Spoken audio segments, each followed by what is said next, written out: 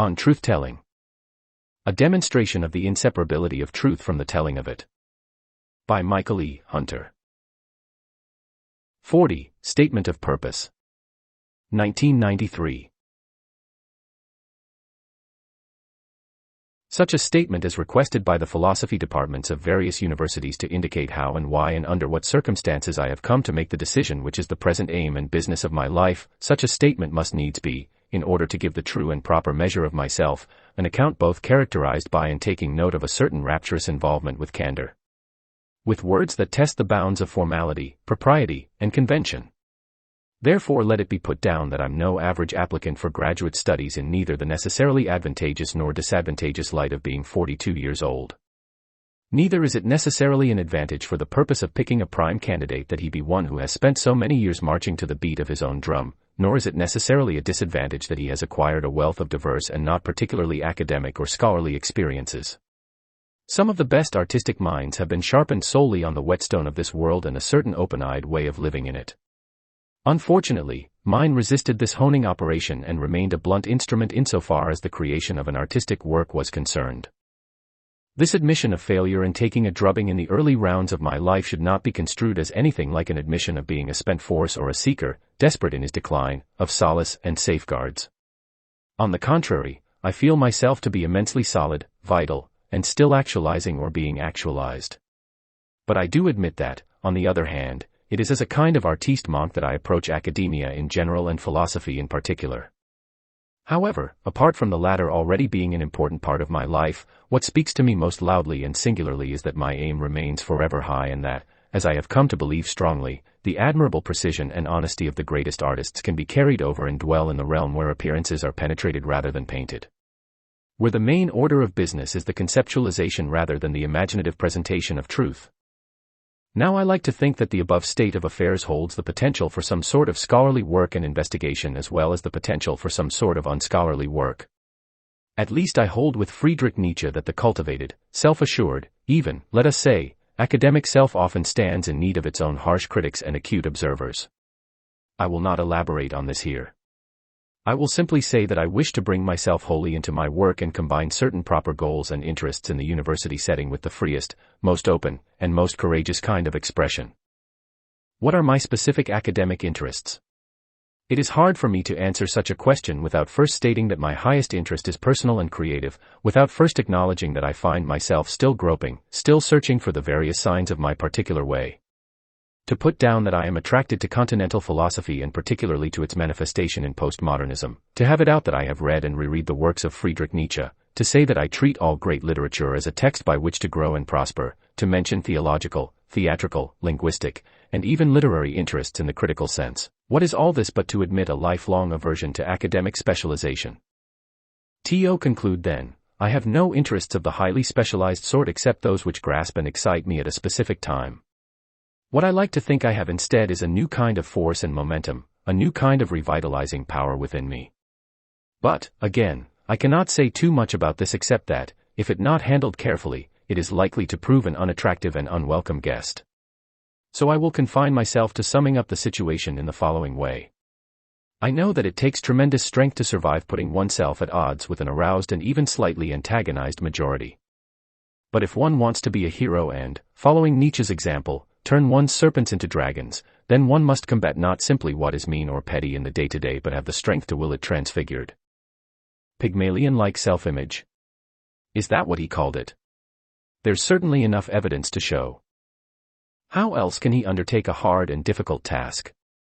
It's absolutely necessary to flaunt it. No, but to keep it alive, keep it upright, keep it before him like a bright burning star.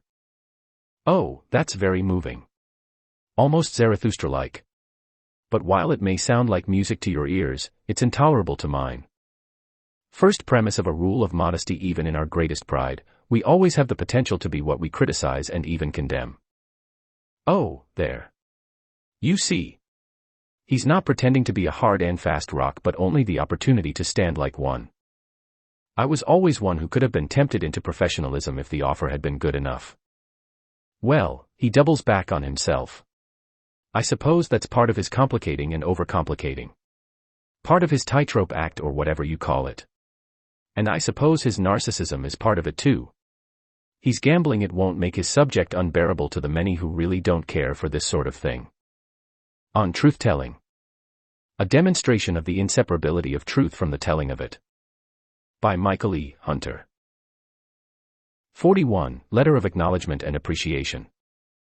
To 3 professors at the University of Winnipeg. 1993.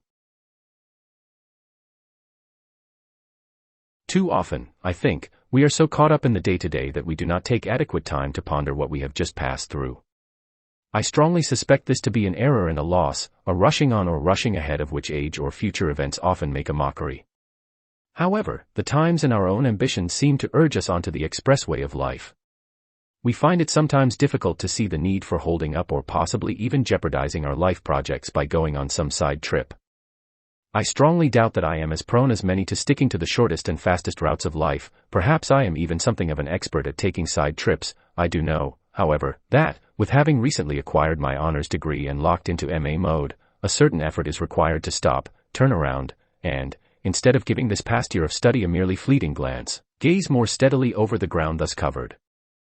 I took only 3 courses: American Literature, Modern Philosophy, and Postmodern Philosophy. All 3 were honors courses and provided me with abundant opportunities for stimulating thinking and serious and sometimes not so serious writing. In addition, I was privileged to get a taste of, in the role of teaching assistant, the inner workings of classroom instruction and student evaluation. I feel very fortunate in having made the choice of courses that I did and, moreover, having had such instructors as made allowance for my sometimes abrasive free-spiritedness. I look into this world and see that there is much said by many people without the wholehearted attempt to say what is true, or at least what is thought to be true most deeply and hiddenly. There is an unwritten law amongst educated, cultivated, goal-oriented people to dispense with candor and honesty when it threatens to alienate and offend others. It is the policy of prudence and promotion. I cannot gainsay it insofar as it both turns and greases the wheels of society. However, without a few individuals who, I might say right now, are destined either to be glorious successes or forgotten failures, without these few individuals both partially blessed and partially cursed with the kind of critical eye that never closes, educated society would quickly lose faith in its overall integrity and its aptitude for the most penetrating self-examination. I number myself among those both blessed and cursed in having to stand apart. It is in my ability to stand apart that I find my greatest strength. It certainly does not come in the form of extraordinary intellectual or artistic abilities. I also seem to have had a great deal of luck. So what I am saying is that my good luck has held steady over this past year, and I count all my experiences at the University of Winnipeg very happy and beneficial ones. I know the world well enough to know how large a role chance plays in it, and so how the situation could easily have turned out otherwise. Therefore I wish to express my gratitude to those people primarily responsible for making this past year of study so amenable to my particular mode of learning. You take his juggling to be a wonderful act more important than saying something substantial. On Truthtelling. A demonstration of the inseparability of truth from the telling of it. By Michael E. Hunter. 42. Address to a class of philosophy students. At Concordia University. 1994. There is a current trend in academia which I was made more than aware of a few days ago. I am speaking of a trend which is very much shared by the larger world of respectable society. I think I have knocked about enough in this world, respectable as well as non-respectable, to know that, to paraphrase Hamlet, there is more between heaven and earth than in any philosophy. I say this in order to come quickly to the point, which is that if such behavior as typified and exalted by this trend means the stifling of spontaneity to the point of robbing life of much of its richness and zest, if, furthermore, it means no longer bringing to the light of day the ooze-covered wealth of one's deepest self, if, finally, it means going about as a well-rehearsed actor or, even worse, as an inoffensive puppy dog, then I stand before you as one who declares that he must take a different tack. As a teacher's assistant I come before you knowing full well that I may at some point transgress the letter of the law. I may very well conduct myself in a way unbefitting the ceremony of the court and, in so doing, perhaps embitter some courtier who has the ear of the king. How much this might happen against my will or how much I might bring it on myself are questions I will leave open for now. I will only say that they reflect upon my status here as a self-styled anomaly or interloper. Even if it chances that I don't survive in academia despite the support of a few gracious people, I shall nonetheless be content and find my home elsewhere. For the world is large, whereas the university has always struck me as being a bit like an overcrowded garden where the weeds of narrow-mindedness not only have a chance to spring up but be shown off like so many prize flowers. And all of this, of course, while displacing and choking the life out of rare but potentially highest growths. Those very spirits who, in order to survive, must sink their roots deep down below the quickly exhausted humus of shallow talk and superficial judgments. Fortunately, this garden, when one gets right down to it, is so immense and scattered, so much the product of highest things that the weeds and the weed growers have but their day and no more. At least there rests my faith, and so ending this highly improbable address, I thank you. He wants to impress all and sundry by showing how far he was willing to stick his neck out. On Truth-telling. A demonstration of the inseparability of truth from the telling of it. By Michael E. Hunter. 43. My earliest experience of Concordia University. 1994. What I bring to the fore here is essentially my experience as a graduate student at Concordia University. It is the experience of one who, having come from another province, based his expectations upon the information offered by the philosophy department of this university and the communication he had with it. In other words, I came to it nearly blind and without the more trustworthy information only to be had by first-hand experience. Only after I had gained this experience and talked with a few students did the scales fall from my eyes. Talking to these other students, I quickly came to realize that the department was for the most part not held in high esteem. On the contrary, it seemed that many bright students had a poor opinion of both its general performance and the performance of certain of its professors. Now, while I readily admit that there were dissenting voices with respect to these same professors and the department as a whole, the overall impression I received was nonetheless negative. At the same time, students tended to view the situation as something simply to be accepted. Their specifically philosophical education was taken to be a trial to be endured, a test to be passed, and a means to an end. Nothing of the inspirational, of the sheer joy in the enrichment and deepening of the mind entered the picture. Or if it did, it was muted, a bare fragment of the whole. It struck me as a case of young people growing old before their time. Their loss of enthusiasm, their implicit or open distrust of that which fails to live up to what it purports to be induced cynicism and the strictly practical outlook. Suffice it to say that here is not the place for me to explain why I take it upon myself to address this matter. A full explanation would almost amount to an autobiography. Rather, I shall limit myself to saying that I am one constitutionally incapable of being indifferent to whatever passes itself off as the high or the highest and yet betrays itself in many ways as being low and mean. Thus began my problem with one professor who, while taking his thought to be of the highest order, nonetheless grew peevish, impatient, and even insulting when I challenged him to defend it.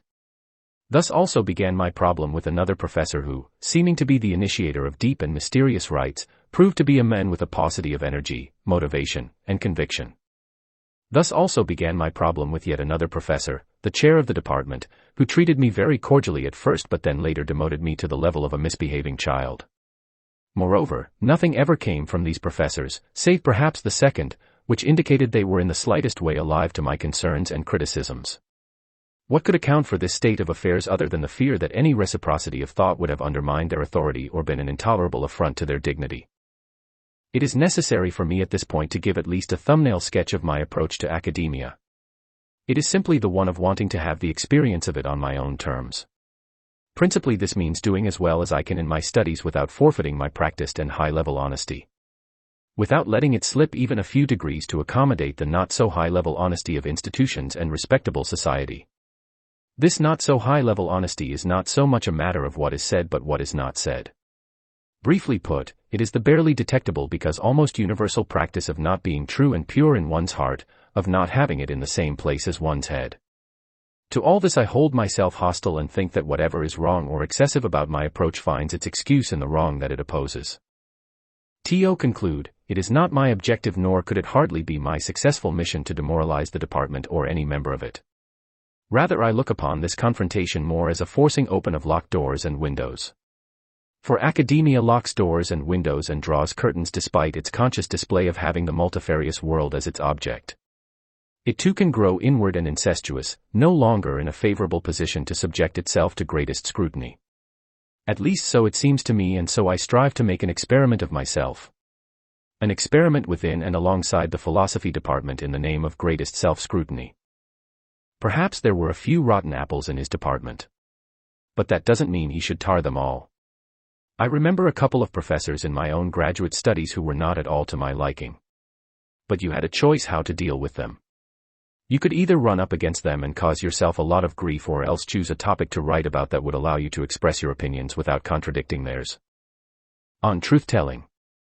A demonstration of the inseparability of truth from the telling of it. By Michael E. Hunter. 44. But then someone asked me. 1993.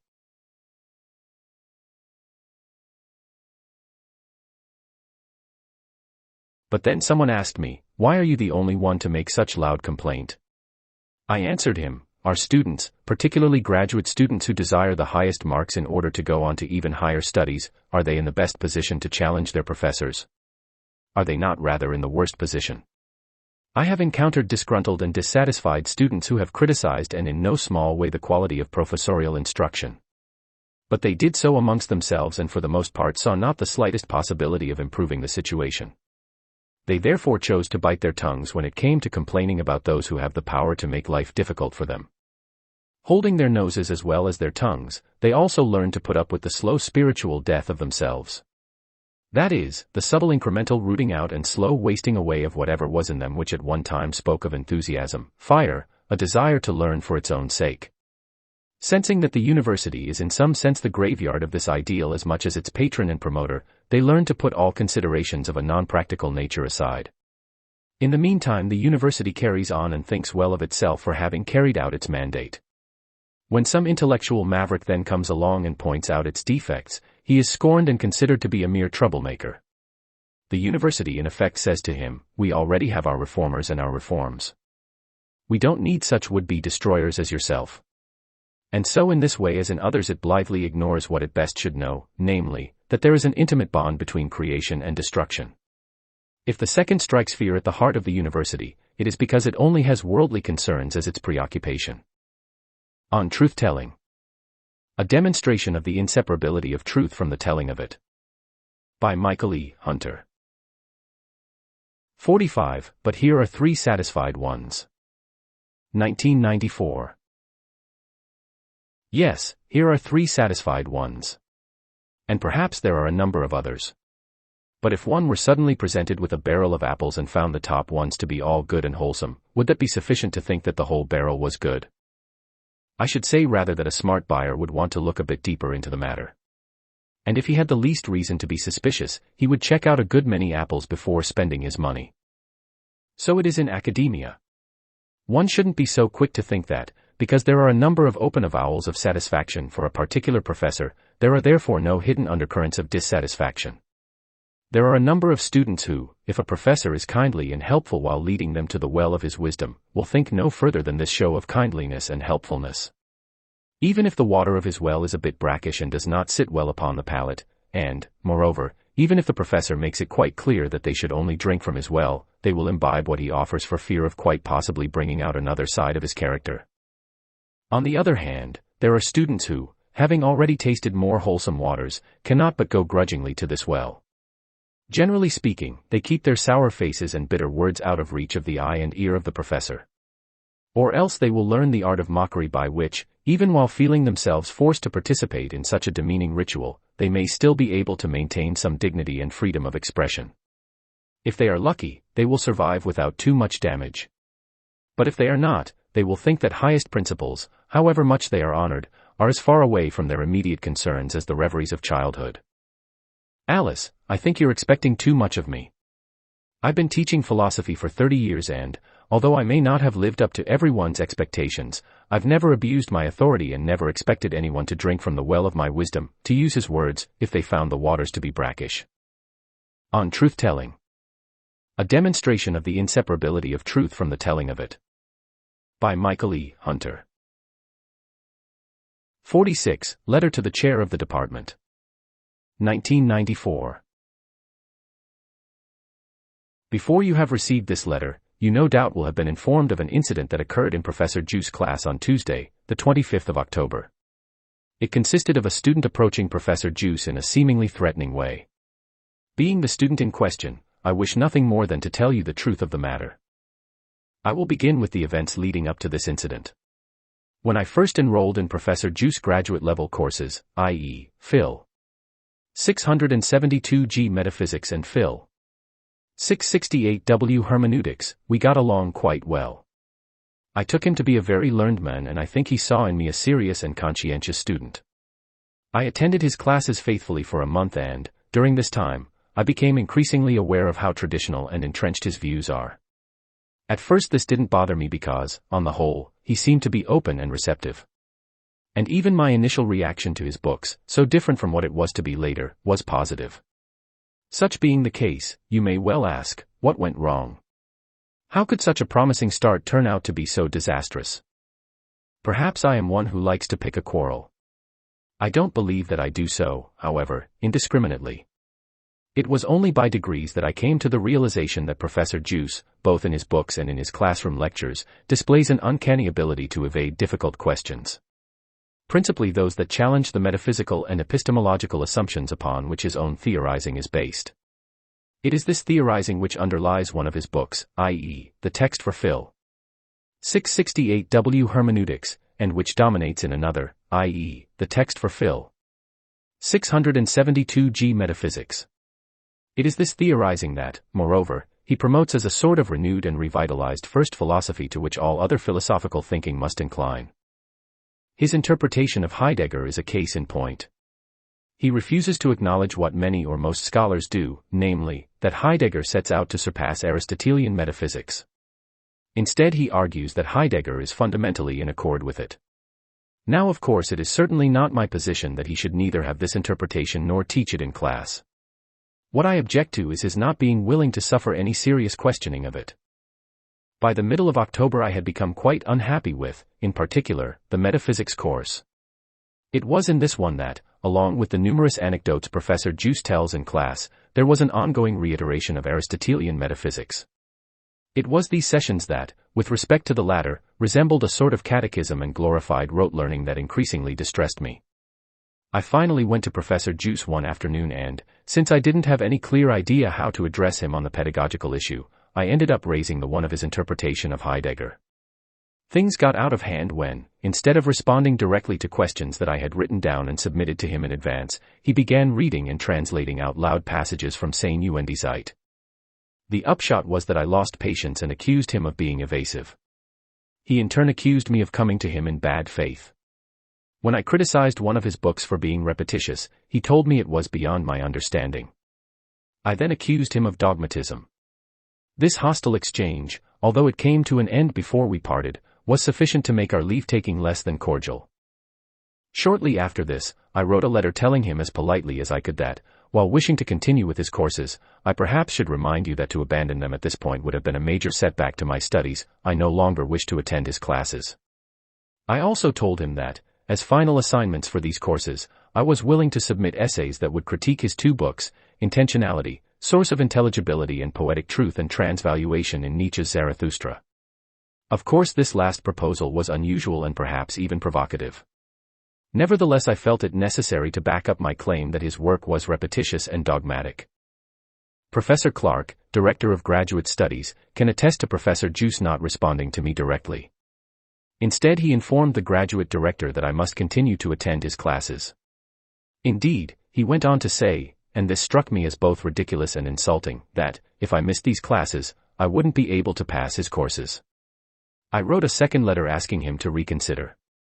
It too failed to prompt the sort of response that, even if it weren't the granting of my request, would have shown me a modicum of respect.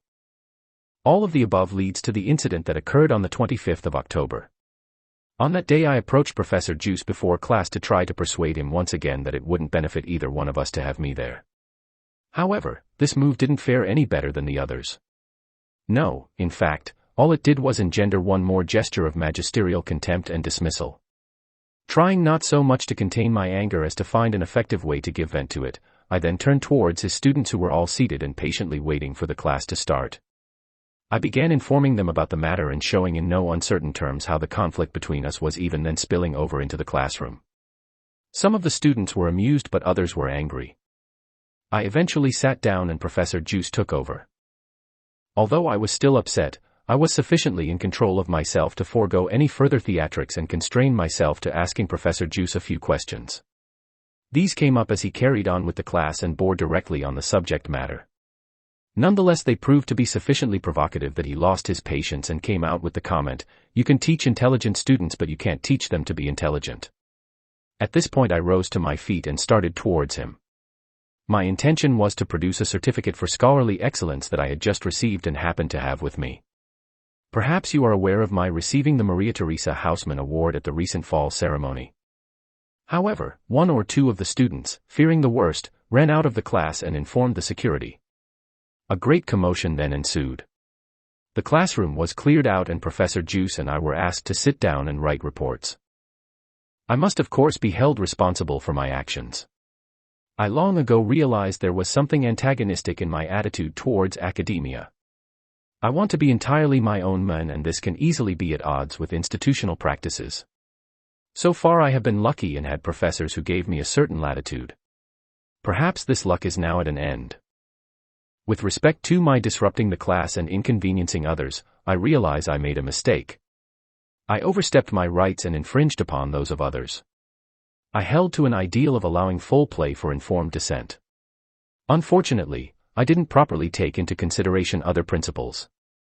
It is only to this charge I plead guilty and reject any other that may be laid against me. A veritable menace. How old was the professor? 70. But he stood his ground. He wasn't afraid. It was only the students who lost their heads. Your hero lost his head, Alice. Only his temper. He was insulted and he had good reason to stand up and show his indignation. I've never witnessed anything like that in my 30 years of teaching. Professor Juice said he'd never had in 40. What was the upshot of all this? Well, a lot of things, but when it comes right down to it, stubbornness on both sides. On truth-telling. A demonstration of the inseparability of truth from the telling of it. By Michael E. Hunter. 47. Second letter to the chair of the department. 1994.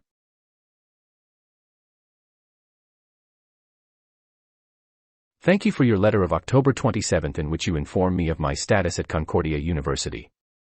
I must confess that I was fully prepared to suffer the worst. I realize now that, given that a terrible tragedy took place at this university some 2 years ago, the confrontation between Professor Juice and me must have shaken up a few people. It is therefore quite right that steps be taken to prevent its recurrence. What terrible tragedy!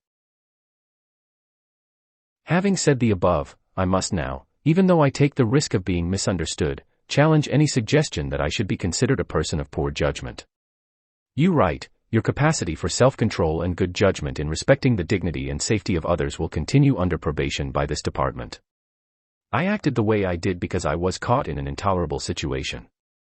If Professor Juice had treated me with respect, the chances of this incident occurring would have been nil. What is all this? What's its purpose? I don't see it as a case against academia. He happened to have a confrontation with a professor who was as difficult and pig-headed as he was. Does that say anything about the university as a whole? I don't think so. You need structured arguments that deal with issues on the general level. Otherwise you're only indulging in the arbitrary and anecdotal. I had problems with 3 and perhaps 4 professors in a philosophy department that operated poorly by certain standards and yet professionally by others. I bear witness then not only to this state of affairs as an institutional possibility but to its being a permanent and universal one. That is, to an ongoing state of affairs where the high-level maintenance of truth-telling as ideal and the high-level maintenance of it as industry never quite coincide. Is it mere self-indulgence to set himself up as the ideal by which he measured the philosophy department? Is it the same thing as being perfect in all ways? Of course not. It's probably even antithetical to super-good behavior. But to show this, to not pretend there's nothing troubling or troublesome about it is authentic, admirable, the pure voice of truth-telling itself, canceling out all other faults and failings. For me it is, if not for you. You're too close to him to be anything but his time-honored vaunting of his pure knightly heroic image. That he could have kept this image so long shows there is something pure, knightly, and heroic about it. And what if he were to falter? People do. For many reasons. How do you know? You're implying he's not a true hero. That he's only playing at being one. Fighting with professors isn't such a big deal, is it? You can't compare it to laying down your life for your country. Who lays down their life for their country? I don't believe in it. The most that can be said is somebody takes a chance with their life. And that's precisely what he's done. His life's not over. What if he abandons ship? Gets soft in his old age? I hope he perishes first. You're all youth and vigor, Alice. You don't know what it is to get old. It doesn't matter. It's what's happened up to now that counts. Is he supposed to make some sort of promise? Prepare the future so it won't betray the past. I think he will if he has to. However much I look back on my past and wonder at my boldness and, no less, however much it seems pale and paltry in comparison with what others have done, I can't help but view the future as a test or trial no longer so easy to imagine. Oh, look upon me and tell me you don't know what it is. Of course I would like to believe I can still exalt it. Oh, look upon me and tell me that's no longer true. So that all I have thought and said will not end up condemning it or, worse, be condemned by it. Oh, look upon me and exalt it as far as death itself. Otherwise it's not a life but a joke. A mere replay of crap's last tape. Oh, you remember that, don't you? Let's hear no more of this. It's unbearable. It's old man's talk. It's to make the end, the miserable pathetic old man's end, the whole truth of a life. Andrew, is it such a small thing to take on 3 professors? Risk alienating a 4th? Write 3 essays directly challenging Professor Juice books. I don't feel up to this. You don't feel up to it. And then to go toe-to-toe with 2 other professors who marked his essays and gave him grades inferior to what he normally got. On Truthtelling. A demonstration of the inseparability of truth from the telling of it. By Michael E. Hunter. 48. Response to the report on my essay. 1995. Dear Professor Clark, this report poses a problem for me. To put it as succinctly as possible, I find it confusing not to mention badly written. It therefore does not in the least make the assignment question clearer to me. I realize that my challenge to the philosophy department of Concordia University is unusual. However, there is the suggestion in the report that I am somehow acting in bad faith. Let it be said here and now that my increasing resistance and opposition to Professor Juice books, the ones that were used in the 2 courses I took with him, antedate the severe rupture and emotional turbulence which led to my carrying on with these 2 courses alone. I pride myself on my integrity, my independence of spirit, and my unwillingness to be cowed by whatever forces align themselves against me. Only cogent arguments have the power to make me rethink a matter and, as it were, amend the error of my ways. I regret having inconvenienced, nay, having created a great deal of extra work for the person who took the time and trouble to assess my essay. It would indeed be a burden on my conscience were I to believe that I had acted in bad faith. Of course I won't deny the element of anger and resentment in all this, but neither will I, nor have I reason to, admit it as the predominant factor. On the contrary, I believe that I have legitimate grounds for being critical of and antagonistic towards academic formalism and complacency. At least, I take it upon myself to be such a critic and antagonist, knowing full well there is a price to be paid. I am unhappy with the assessment. I am unhappy with the grade I received. I put a tremendous amount of work into this essay. I do not believe that I have been dealt with fairly. The following is a detailed response to the evaluator's report that, taking it up point by point, reproduces it in its entirety. It is therefore quite long, some 15 pages. It is also complex and, for various reasons, even confused and confusing. I therefore doubt that anyone will take the time to read it. Nevertheless, I submit it to you as both testimony and evidence that the evaluator's report is poorly written, personally insulting, and downright obfuscating. I further claim that it suffers from greater deficiencies than it accuses me of. One final thing, in order to deal with the problems I have encountered in responding to this unusually long report, I take the liberty of putting 3 question marks in brackets where the comments most perplex me. Date, December 9, 1994. To Murray Clark, Graduate Program Director, Philosophy.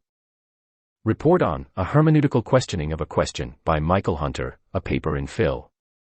668W, Hermeneutics for Dr. Erno Juice. 1. The paper is dictated by the assigned question: is it true that the purpose of both Nietzsche and Heidegger was, besides their teachings, to fight conceptualization, and its specification, try to justify this judgment, or argue against it, with the help of Nietzsche's Zarathustra, and Heidegger's writings if you are familiar with Heidegger's philosophy? At my request, the instructor specified the course materials as being the background of hermeneutics, then some Ricoeur and Gadamer. My own book on Nietzsche contains a theory of hermeneutics. This theory was further enlarged. Several sections of being and time were explained to support my theory. For interpretation, Nietzsche's Zarathustra has been used and assigned. These directions are what 100% of the evaluation for the course is being based upon. There is no oral examination upon this paper being given, as there would have been for 50% if the student had made it possible for himself to continue attending classes until the end of the course. Hunter's comment: I would like to know precisely what is the theory of hermeneutics in the book called Poetic Truth and Transvaluation in Nietzsche's Zarathustra. Is it at any point readily outlined and identified? Does it exist as a theory independent of Nietzsche's Thus Spoke Zarathustra? If it does not exist as a theory independent of this work or an interpretation of it, how are we to understand it? How is it to be recommended as a theory? How is it to be differentiated from simply a particular way of approaching a particular text? 2. This paper is not concerned with giving an exposition of hermeneutics at all, but with exercising it upon a particular text. I take it that this is permissible by the assignment. Hunter's comment: my assignment is to examine and determine whether it is possible to make sense of the assignment question. Insofar as it is a self-imposed assignment and challenges the authority of the assigner, it holds to the view that the search for the truth is the preeminent task. 3. The paper barely even mentions Nietzsche or Zarathustra. I take it that this is not permissible, and is a deficiency, according to directions. Hunter's comment: according to directions, yes, but not according to what I just said. In order to understand or at least try to understand the assignment question which, to render it in its most basic form, is it true that the purpose of both Nietzsche and Heidegger was to fight conceptualization, it is necessary to look into Professor Juice's work and determine, if possible, what fighting conceptualization means. 4. The paper mentions nothing by Ricoeur, mentions and uses as its leitmotif a text by Gadamer as well as using him in the body, and uses 3 publications by Heidegger throughout. The text upon which the paper is focused is pages 129 to 141 of the Juice volume. This constitutes the section, Metaphysics on Trial, which is only the second of the 8 sections making up only the third of the 3 chapters in the book. While nothing in the directions dictates what scope of materials must be used, the scope of the Juice materials is a deficiency, for 3 reasons. Because the student missed most of the course, I would expect more of a demonstration of his having familiarized himself with the whole by himself, instead of possibly having just looked into the table of contents to see where the paper's topics seem to be located, and then reading only that which, without his familiarity with the whole course as it transpired, there is no reason not to expect. As well, the absence of Nietzsche from the paper is directly due to this scope of study, since the treatment of Nietzsche is much more prominent in the first 2 chapters, while not completely absent from the last. Finally, many of the deficiencies in the student's study, as follow, would have been remedied by expanding his awareness of the text which he criticizes beyond only the 12 pages to which he has confined himself in some aping of the artificial naivety, in some hermeneutical authors. Hunter's comment: it is obvious that the evaluator does not take me seriously when I set out in my essay to examine the assignment question. The 3 reasons that the evaluator gives in order to charge me with an improper use of the Juice material might very well be expressed as 1, i.e., that I did not analyze the whole of it but only one small part. However, I will do my best to identify the points he raises. 1. There is the implication that it is more important to show a familiarity with the whole of Professor Juice's book, and because he has written another book closely associated with the one on Nietzsche's Zarathustra and, like the latter, uses it as a course text, perhaps a familiarity with the second as well, than to deal with the question in the most conscientious way. I focused upon the particular section that I did for a very good reason.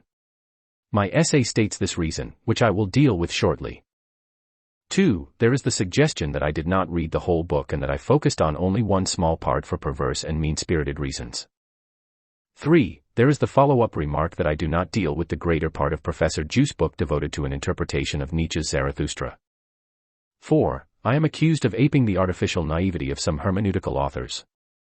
In response to this last comment, as well as the others, let me begin by stating that I read and studied all of Professor Juice's book on Nietzsche's Zarathustra as well as his other book called Intentionality, Source of Intelligibility. It was in fact by doing so that I discovered that there was only one section of the Nietzsche book that spoke directly to the matter of conceptualization. It seemed to me that, if there was a place this notion should become clear and shed light on the assignment question, it was in this section.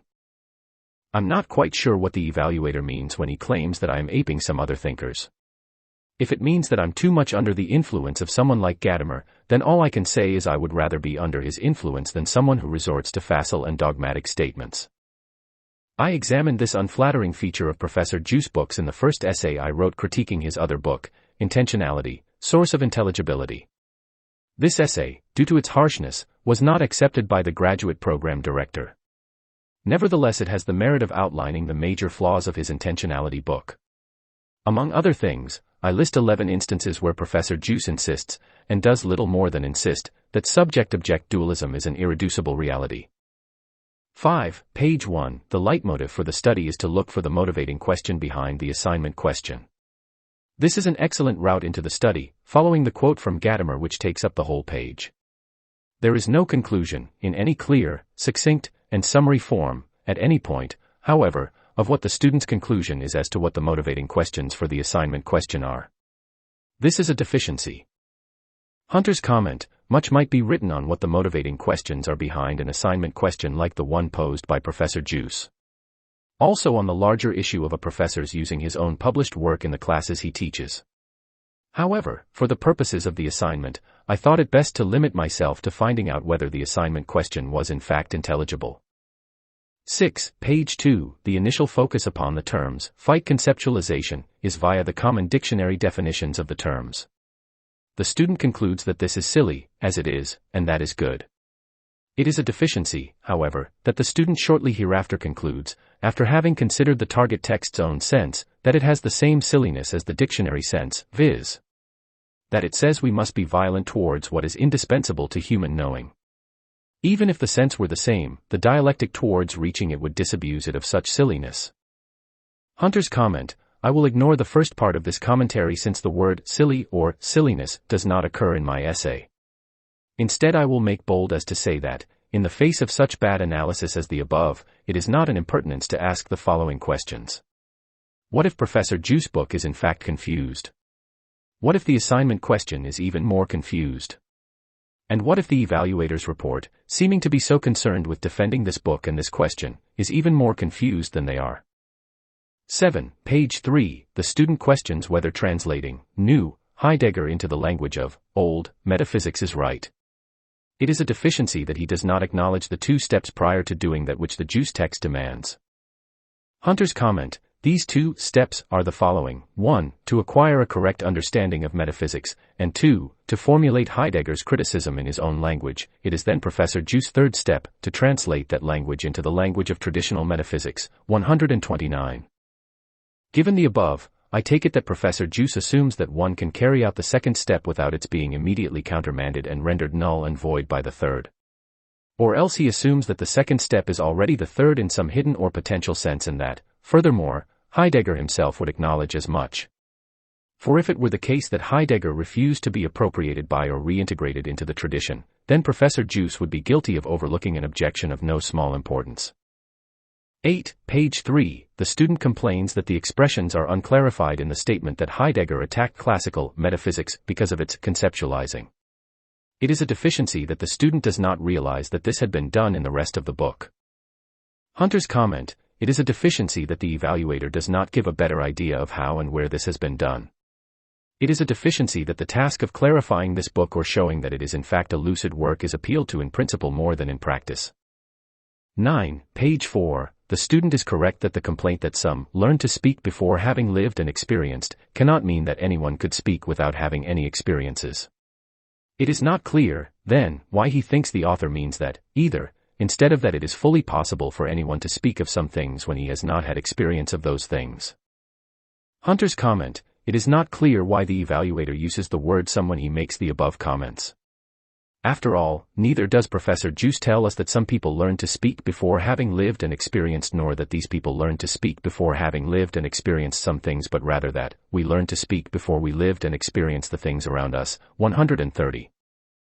10. Page 4. Reaching the conclusion above, number 6, is due to misinterpreting the relevance of power to conceptualization in the author's claims within the target pages. This could have been remedied by familiarity with the author's much more extensive treatment of power even within the rest of this chapter, not to mention the book as a whole. Hunter's comment: first of all, the treatment of power by Professor Juice may be extensive but not as an analysis of conceptualization. Secondly, the evaluator is at fault by continuing to assume that I didn't read the whole of his book. As far as I can determine, he has based this assumption on my having decided to limit the analysis to a 12-page section.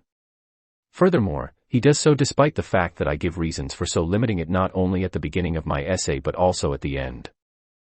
At the beginning I point out that, in part 3 of the book in a section called Metaphysics on Trial, there are a number of scattered references to the specific matter in question, i.e., conceptualization. It must be said that their being so scattered makes the task of interpretation more difficult. Perhaps the best approach is to move slowly through the section, thereby carefully examining these references in their specific textual sites. At the end of the essay I conclude, nor can this study move into other parts of the book. Or at least it cannot do so without taking on the enormous task of closely analyzing a book that shows little reason to warrant such an effort. It is enough to note that every single page and paragraph raises more questions than it answers. In light of all this, it must be the conclusion of this essay that both the assignment question and the related text are confused and that the former, upon scrutiny, proves unintelligible. 11. Pages 4 to 5, the same may be said for his comments on the term experience. Concluding that it must mean pre-predicative experience, since it is opposed to conceptualization, may be ill-founded since the thrust of this section is to heal that separation. As well, besides importing a Pontian term, that term makes the student's conclusion here a tautology. Of course pre-predicative experience must precede speaking. Hunter's comment: the evaluator should explain what he means by healing the separation between experience and conceptualization. For it is only by doing so that the term experience, so loosely employed by Professor Juice, would gain some measure of precision. 12. Page 5. To students' claim that the statement that Socrates begins with dialectic and works towards a concept ignores the fact that dialectic must operate with a linguistically ordered world, see my number 9. Hunter's comment: to evaluators attempt to clear away problems in Professor Juice's book by dubious means, see my response to number 9.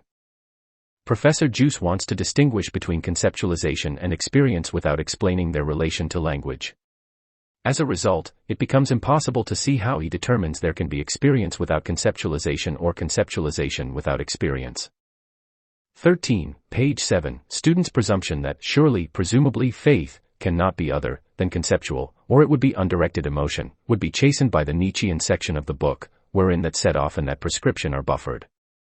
Neither presumptuousness nor every presumption becomes a virtue, just because Gadamer says presumptions are indispensable. Hunter's comment: the first of the above comments might be chastened for being obscure. The second for replacing the rather neutral term that Gadamer uses, namely, presuppositions, with one not nearly so neutral. 14. Page 7. While students' complaint at dismissiveness towards phenomenologists would have been appreciable if he had not had the occasion also to study the intentionality book, which makes the complaint here merely artificial and cranky, he does not give any suggestion of why the author should be taxed as holding the view that every reinterpretation, here of Aquinas, is a misinterpretation. The author has only said that this one is.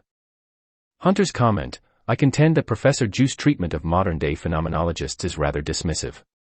He states that philosophers from Brentano on do not recognize that intentionality is an intermediate entity between subject and object. The phenomenologists view intentionality according to their own bias, which goes back to Franz Brentano, 132. He also states that this entity is a causal relation extending from the object to the subject. They overlook its true nature as something intermediate between extramental reality and the mind, 132. He claims that this intermediate entity as causal relation is what one finds in Aquinas and is what has been overlooked by later theorists. 15. Page 8. Students' complaint that author here says knowledge is explained by causality would have to look further than here for support. Hunter's comment: are the following passages in Professor Juice's book to be dismissed as evidence in support of the view that he has a causal-based theory of knowledge? What is of interest to us here is a special form of intentionality, an intentionality that I call, following Thomas Aquinas, intentionality of a thing, intentio rei. It is a kind of immaterial reality which affects the intellect through the senses, and which is, therefore, an experience in the true sense of Erleben.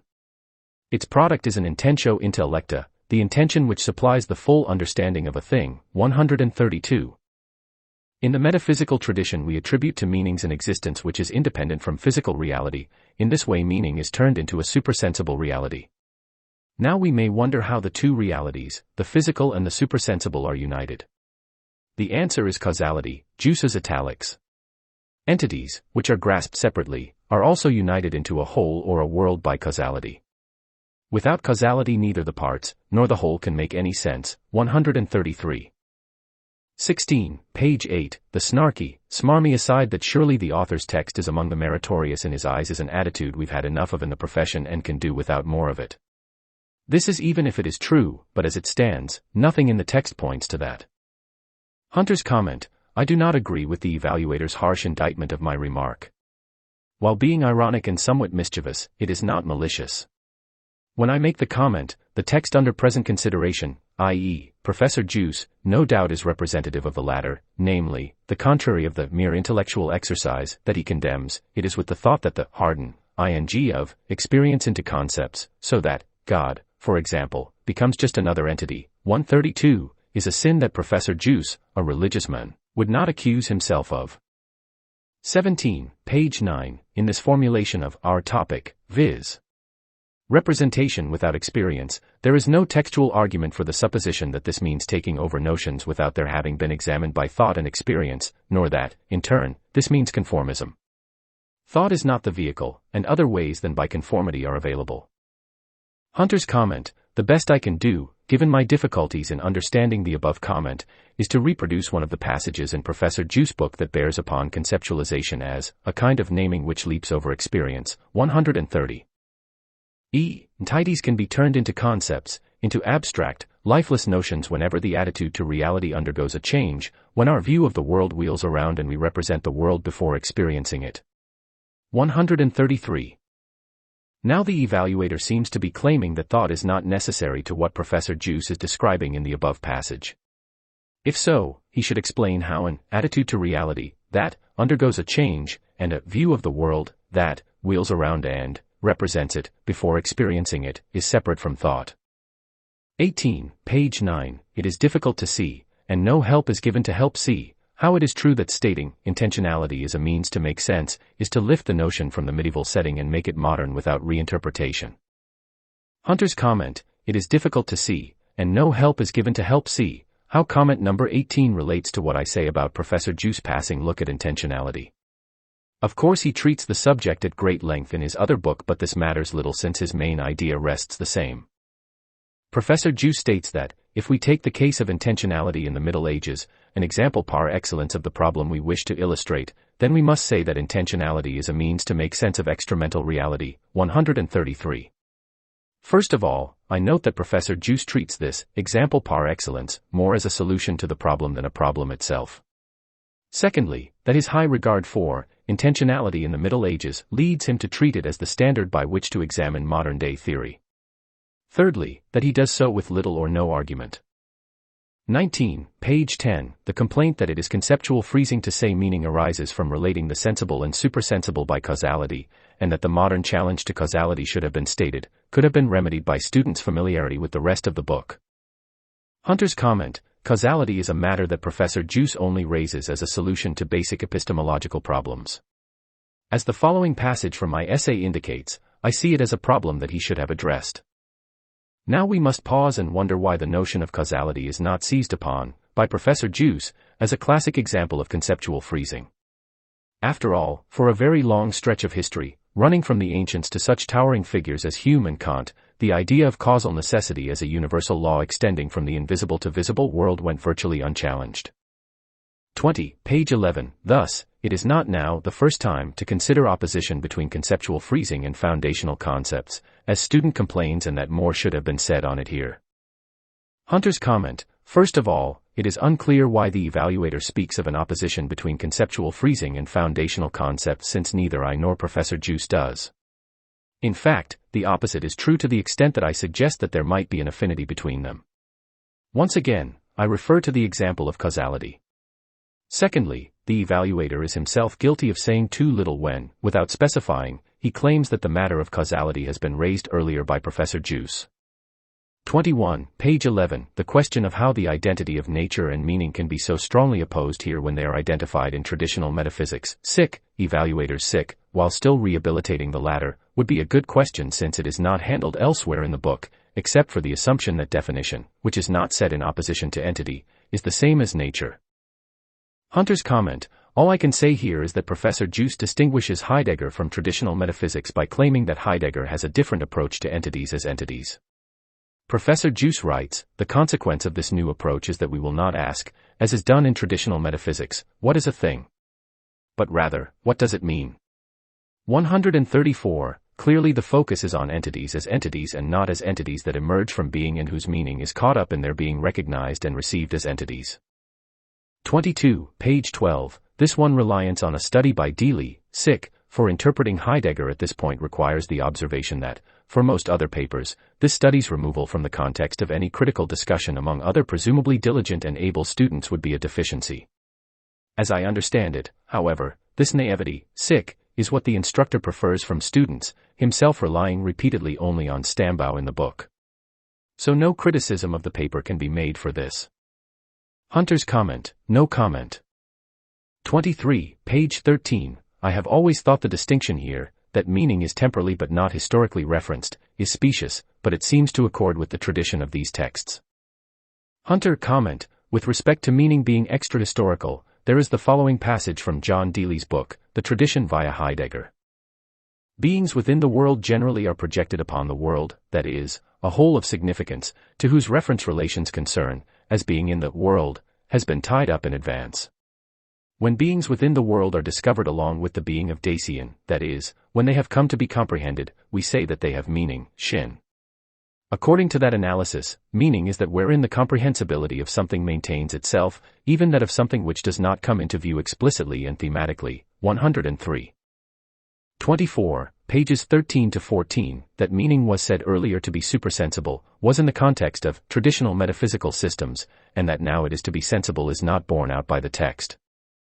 Hunter's comment, Professor Juice states at one point, in the metaphysical tradition we attribute to meanings, an existence which is independent from physical reality. 133. At another point, while discussing Heidegger, whom he claims can be translated into traditional metaphysics, and so presumably into an account that includes the notion of causality as force or power in nature, he states, indeed, causality holds the entities together and provides for the unity of their meanings. 136. Are there one or two notions of meaning here? Are they connected? If so, surely not by causality, since the latter would then be caught up in explaining what needs to be explained. 25, p. 14, students claim that authors claim that being is always the being of an entity is contrary to Heidegger's claim that being is not an entity, while stating that it is in accord, is not correct. The being of an entity is not the same as being an entity. Classically, these would be property and substance, respectively. Restate it how you wish, but see them different. Hunter's comment, Professor Juice claims that being in Heidegger is always the being of an entity and the being of an entity is its meaning. 136. Heidegger claims that being cannot indeed be conceived as an entity, nor can it acquire such a character as to have the term entity applied to it. 25, page 15, true, that to identify meaning with any particular entity is not to follow Heidegger, but not true, that this is to continue the tradition. Hunter's comment, the evaluator seems to be saying that Professor Juice follows neither Heidegger nor the tradition. I would say, on the contrary, that he not only follows the tradition but identifies Heidegger with it.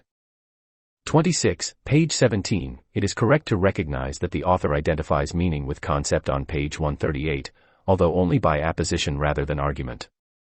Argument from either is lacking.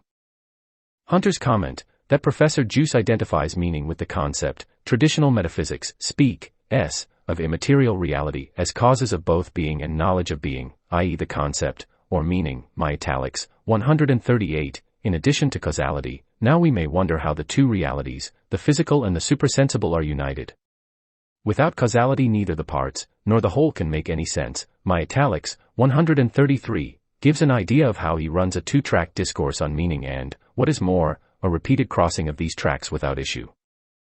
27, page 18, correctly identifying nothingness as relative nothingness rather than absolute nothing does nothing to impale the author's argument, which does not depend upon the absence of being.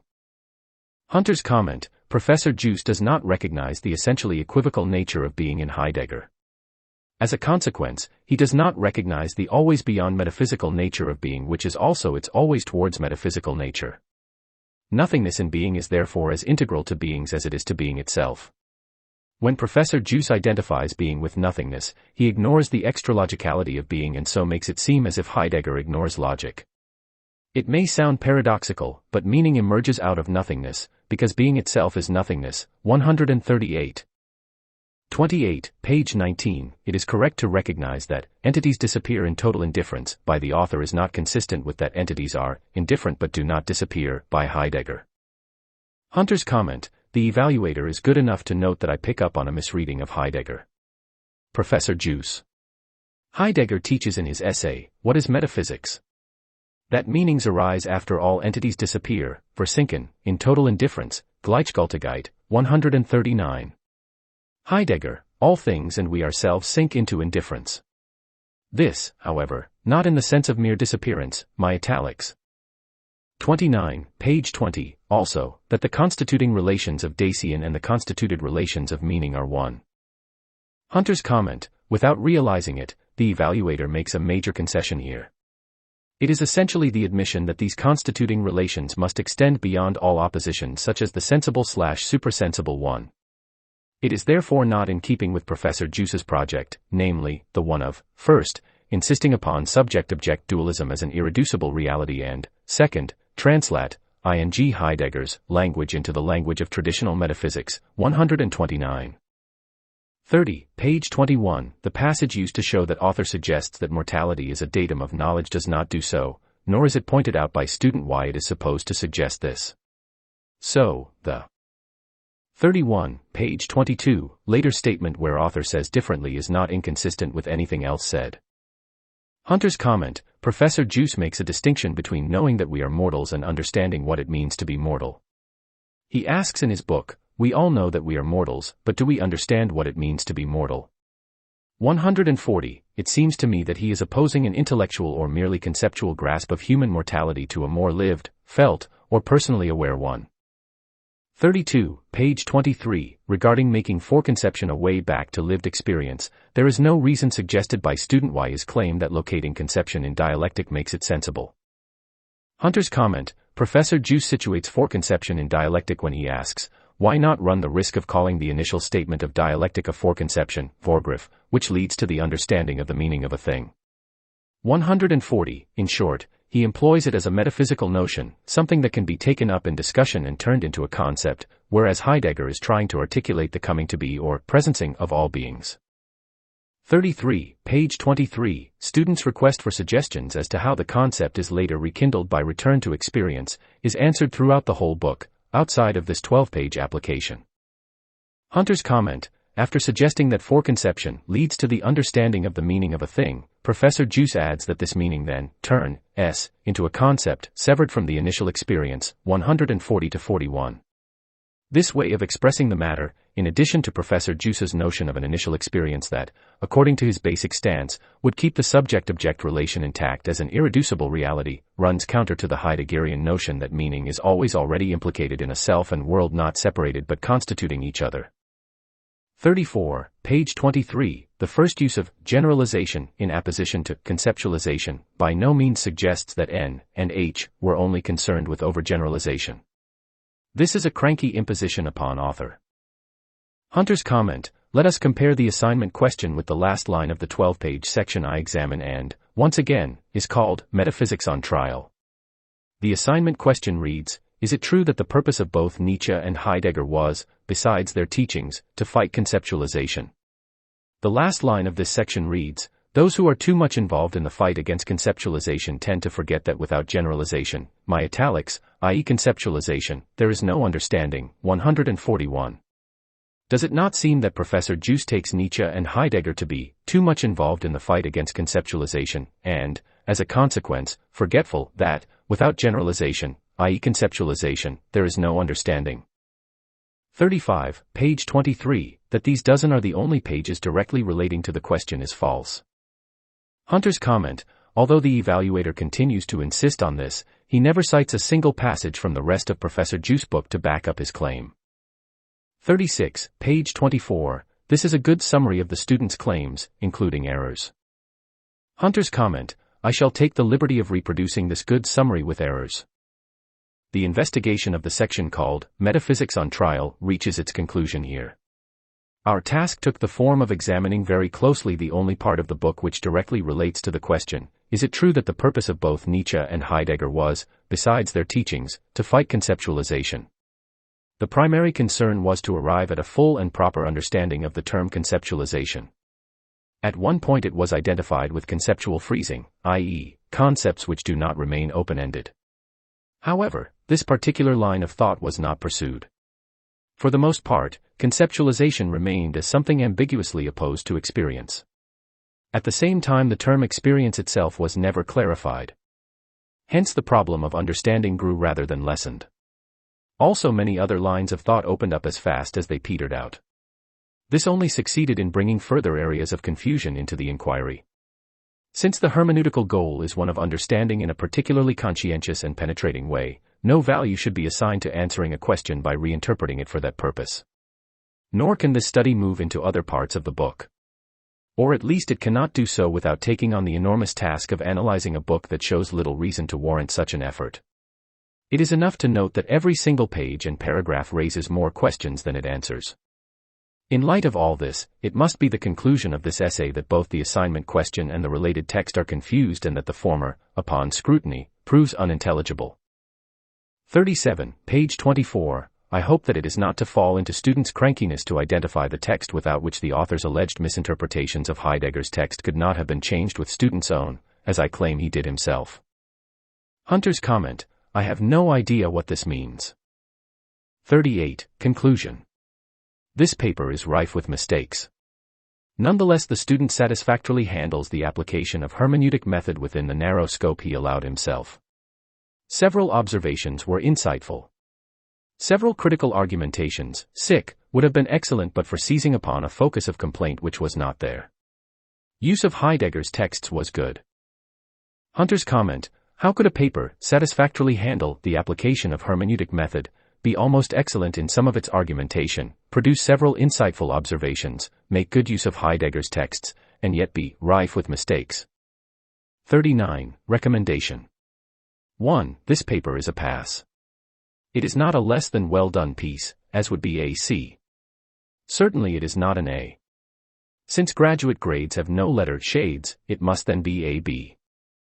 Hunter's comment: this much at least is, if not right, clear.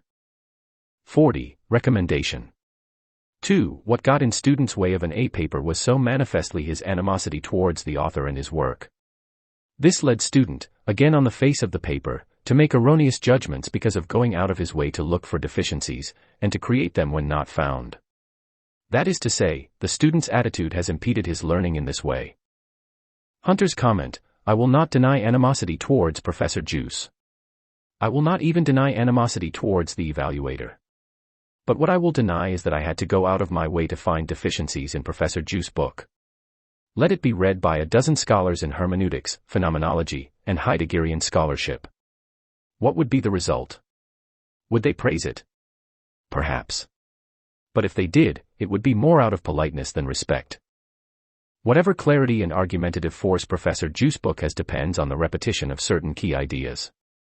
Ideas such as the subject-object split and the need to establish an intermediate relation. All in all, these ideas, common enough, are pretentiously decked out and put forward as some sort of epistemological breakthrough. I also take umbrage at the suggestion that I would have learned more had I stayed in Professor Juice's class. Only one thing would have resulted there for me: severe depression.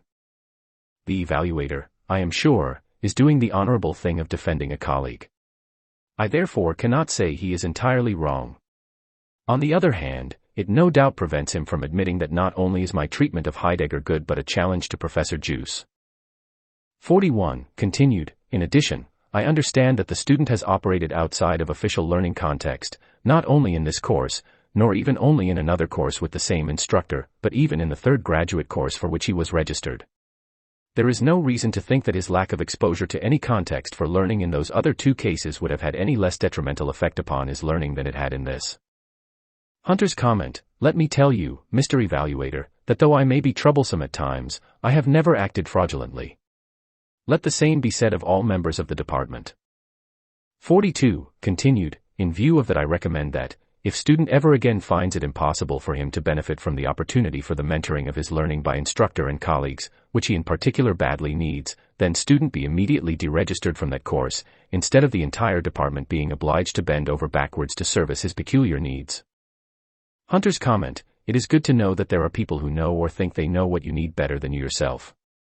Mr. Evaluator, I have all the mentors I need when I pick up the work of a truly great mind. Academics are inclined to forget what people like Descartes, Nietzsche, Spinoza, Peirce, Thoreau, and others went through in its relation to the persecution and ostracization they suffered at the hands of the educated class.